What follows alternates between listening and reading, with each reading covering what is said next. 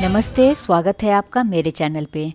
सबसे पहले आप सबको वट सावित्री की बहुत बहुत शुभकामनाएं। आज है 10 तारीख 10 जून, आज है वट सावित्री। तो मैंने सोचा वट सावित्री का मैं व्लॉग बनाऊं। ये मंदिर घर के मेरे पास में ही है, तो मैं मंदिर जा रही हूँ। मंदिर के मतलब गेट से अंदर घुस चुकी हूँ। ये मंदिर बहुत बड़ा है और बहुत ज़्यादा हरियाली है और बहुत ज़्यादा भीड़ नहीं होती है। जैसे वट सावित्री या शिवरात्रि वगैरह पे तो काफ़ी भीड़ होती है। इस बार चूँकि लॉकडाउन है तो ज़्यादा भीड़ नहीं है। अभी 2 दिन पहले ही ये मंदिर खुला है। मैं भी सोच रही थी कि अगर मंदिर बंद ही रहेगा तो फिर मैं भी एक टहनी तोड़ के लेके आऊँगी बरगद की और फिर घर पे ही पूजा करूँगी। लेकिन ये देखिए कितना प्यारा मोर मोरनी, यहाँ पे 5-6 मोर मोरनी हैं और मज़े से आराम से घूमते रहते हैं। मैं जब जाती हूँ मोर मोरनी दिख ही जाता है। और अब मैं बरगद के पेड़ के नीचे पहुँच चुकी हूँ। बहुत ज़्यादा भीड़ नहीं है, 5-6 लोग ही हैं। बाकी और साल तो बहुत ज़्यादा भीड़ होती है। सुबह 8 बजे से ही बहुत ज़्यादा भीड़ हो जाती है। इस साल उतनी ज़्यादा भीड़ तो नहीं है, ठीक ठीक है। 5-6 जने एक साथ ही कर रहे हैं। बरगद का जो पत्ता होता है वो तोड़ के उसको पहले बिछाते हैं, फिर उसके ऊपर पूजा वगैरह करते हैं। तो मैं वही कर रही हूँ। वट सावित्री की जो पूजा विधि है वो हर प्रांत में अलग अलग तरह से होती है। तो मैं भी अपने प्रांत में जैसे होती है उसी तरह से करती हूँ। वैसे नियम या विधि तो बहुत है, लेकिन ये मानने के ऊपर है आप कितना मानते हैं।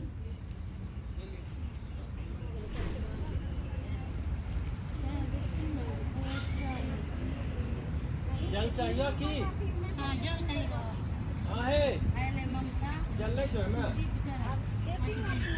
ये तो खाली करके जिनकी नई नई शादी होती है, जिनका पहला वट सावित्री होता है, वो बिल्कुल दुल्हन की तरह चुन्नी वगैरह ओढ़ के टीका नथ वगैरह सब कुछ पहन के आते हैं और पूजा विधि करते हैं। वैसे तो बरगद की एक टहनी तोड़ के उसे घर में गमले में डाल के वैसे पूजा बहुत लोग करते हैं। लेकिन मेरा दिली जो ख्वाहिश होती है, मेरी जो इच्छा होती है वो होती है कि बरगद के अगर वृक्ष के नीचे जाने का अवसर मिले तो मैं वो ही ज़्यादा पसंद करती हूँ।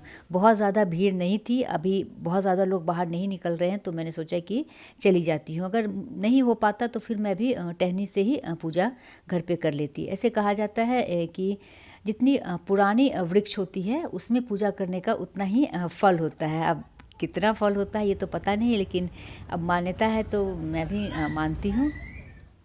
ये वृक्ष जो है ये भी काफ़ी पुराना है। देखते हैं इनकी जो शाखा है वो नीचे तक आ चुकी है। कच्चे धागे से पेड़ के चारों तरफ 1, 5, 7 ऐसे फेरे लगाते हैं। बीच बीच में लोग आ जाते हैं तो फिर फेरे लगाने में थोड़ी सी दिक्कत होती है। गर्मी बहुत ज़्यादा है, बहुत ही ज़्यादा गर्मी है।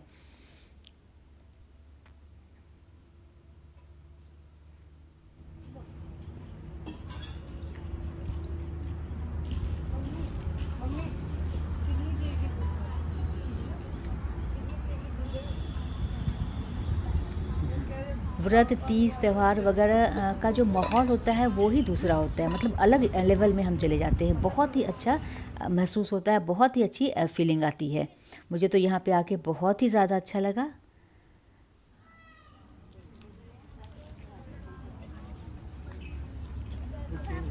पूजा वगैरह हो जाने के बाद जो बरगद का वृक्ष होता है उसको ऐसे 4-5 बार ऐसे दबाते हैं, से ऐसे गले मिलते हैं। तो मेरी पूजा हो गई। पूजा हो जाने के बाद 5 जो महिलाएं होती हैं उसको सिंदूर लगाते हैं और वो भी सिंदूर लगाती हैं। तो वही मैं अपना सिंदूर निकाल रही हूँ। यहाँ पे कई लोग पूड़ी, मीठे पुए वगैरह लाए हैं और वो चढ़ाते हैं, फल के साथ वो भी चढ़ाते हैं। तो हम लोग तो पुए और मीठी पूड़ी वगैरह वो सब नहीं बनाते हैं, हम लोग फल ही चढ़ाते हैं। 5 तरह के जो भी मौसमी फल होते हैं वो चढ़ाते हैं। तो सबका अपना अपना रीति रिवाज होता है, जिनके घर में जैसे होता है वो लोग वैसे ही करते। वृक्ष के नीचे जितनी महिलाएं होती हैं या तो सबको आप लगा सकते हैं तो सिंदूर लगाइए, नहीं तो कम से कम 5 महिलाओं को सिंदूर लगाने का ऐसे रिवाज है। तो वही मैं लगा रही हूँ और वो लोग भी मुझे लगा रही हैं। इन सब की बिल्कुल नई नई शादी हुई है, तो ये लोग बिल्कुल दुल्हन बन के आई हैं, बहुत अच्छी लग रही हैं। बहुत अच्छा लगता है। यहाँ आने के बाद बहुत अच्छी फीलिंग आती है, बहुत ही बढ़िया लगता है। ऐसे करने का तो घर में भी कर लेते हैं, लेकिन घर में जब करते हैं और जब वृक्ष के नीचे करते हैं, दोनों में मुझे खास करके काफ़ी अंतर लगता है। मुझे यहाँ पे आके बहुत ही ज़्यादा अच्छा लगता है। गर्मी तो बहुत ही ज़्यादा है, कुछ कहना नहीं, बहुत ज़्यादा गर्मी है यहाँ पे। पूजा के बाद कई लोग घर आके जो सामान्य घर में खाना बनता है वो खा लेते हैं, और कुछ लोग फलाहारी पे रहते हैं, और कुछ लोग अन्न वगैरह खाते हैं, मीठा खाते हैं। तो हम लोग भी मीठा ही खाते हैं, खाना नहीं खाते हैं। अन्न खाते हैं लेकिन मीठा खाएंगे, हर चीज़ खाएंगे, लेकिन नमक नहीं खाएंगे। सेंधा नमक या जो नॉर्मल नमक होता है उनमें से कोई भी नमक नहीं खाएंगे, सिर्फ मीठा खाएंगे। ऐसे ही हमारी तरफ चलता है। तो मैं भी मीठा ही खाऊंगी, नमक नहीं खाऊंगी। कई लोग घर आके खाना वगैरह खा लेते हैं, तो ऐसा कुछ नहीं है कि ये गलत है, ये सही है। जिनमें जैसा होता है वो लोग वैसा ही करते हैं। तो यहाँ पर मेरी पूजा वगैरह हो गई है। अब मैं यहाँ से निकल रही हूँ।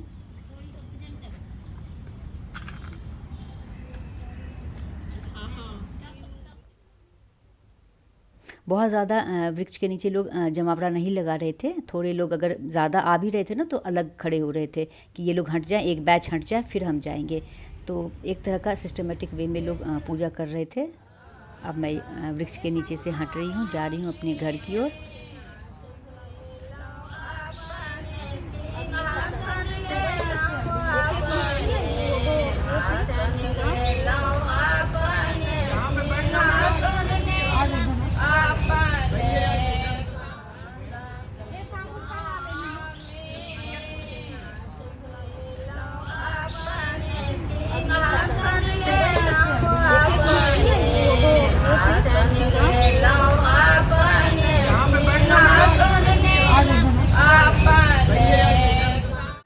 पूजा वगैरह हो गया। अब मैं लौट के आ गई घर।